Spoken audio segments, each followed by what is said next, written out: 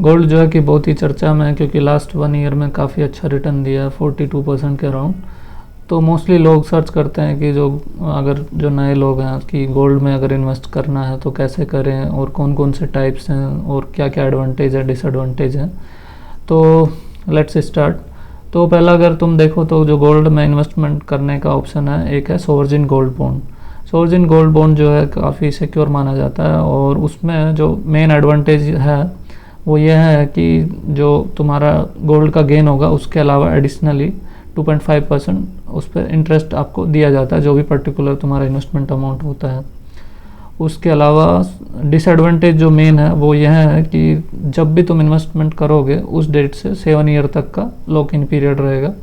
तो अगर कोई लॉन्ग टर्म के लिए, लॉन्ग टर्म भी बहुत ही बड़ा जो लॉन्ग टर्म है 7 ईयर मिनिमम अगर इन्वेस्टमेंट करना है गोल्ड में, तो उसके लिए बेस्ट ऑप्शन है, क्योंकि एडिशनली उसको 2.5% इंटरेस्ट मिलेगा। उसके अलावा सेकंड ऑप्शन आता है तुम्हारा जो म्यूचुअल फंड्स हैं, उनके जो गोल्ड बॉन्ड फंड हैं, म्यूचुअल फंड्स हैं, उसमें आप डायरेक्टली इन्वेस्ट कर सकते हो। तो जैसे for example ICICI prudential gold bond fund, जिसमें मैंने दिवाली पे इन्वेस्ट किया था, अभी 42% पॉजिटिव भी है। तो वो भी एक तरीका है गोल्ड में इन्वेस्टमेंट करने का कि म्यूचुअल फंड खरीद लो। और इसमें जो मेन इंडिपेंडेंस ये है कि अगर तुम्हें आज मान लो गोल्ड खरीदा, 10 दिन बाद, 20 दिन बाद, या 1 साल बाद, 2 साल बाद, कोई भी टाइम पीरियड है, उस पर अगर तुम्हें एग्जिट करना है तो इजीली तुम एग्जिट कर सकते हो। एज नॉर्मल जो म्यूचुअल फंड्स हैं सेम ऐसा ही इन्वेस्टमेंट का मेथड है ये। जस्ट आपको कोई भी, आप जिस भी इन्वेस्टमेंट का जो भी आपका प्लेटफॉर्म है जिसके थ्रू आप म्यूचुअल फंड में इन्वेस्टमेंट करते हैं, उस पर आप टाइप करें गोल्ड तो आपको इजीली मिल जाएगा। फॉर एग्जांपल के लिए जैसे कॉइन है, तो कॉइन पे मैं अभी जैसे गोल्ड लिखा तो जो ICICI प्रूडेंशियल गोल्ड फंड या बाकी जितने भी गोल्ड फंड्स हैं वो आ जाते हैं। उसके अलावा ऑप्शन है, जो थर्ड ऑप्शन है वो है तुम्हारे जो जितने भी डिजिटल वॉलेट हैं आज की डेट में, मोस्टली डिजिटल इंडिया के बाद सब पेमेंट जो होता है पेटीएम के थ्रू या फ़ोनपे के थ्रू या गूगल पे के थ्रू होता है। तो वहाँ पे आप जो वॉलेट है उसके ट्रांजैक्शंस के अलावा आप वहाँ पे डिजिटल गोल्ड भी खरीद सकते हो।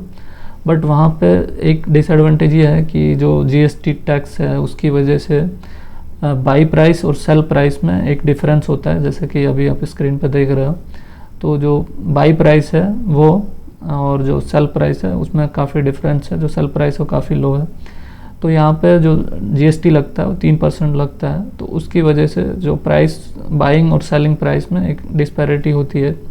तो 2-3% इन्वेस्टमेंट आने में, मतलब जो रिटर्न आने में काफ़ी टाइम लग जाता है। तो एक और उसके अलावा ये इन्वेस्टमेंट के तरीके ये 3 हैं मेन, जो जितने भी डिजिटल वॉलेट हैं उनके ट्रांजैक्शन अपने कैसे कर सकते हैं, ऑल ट्रांजैक्शंस आर सिक्योर।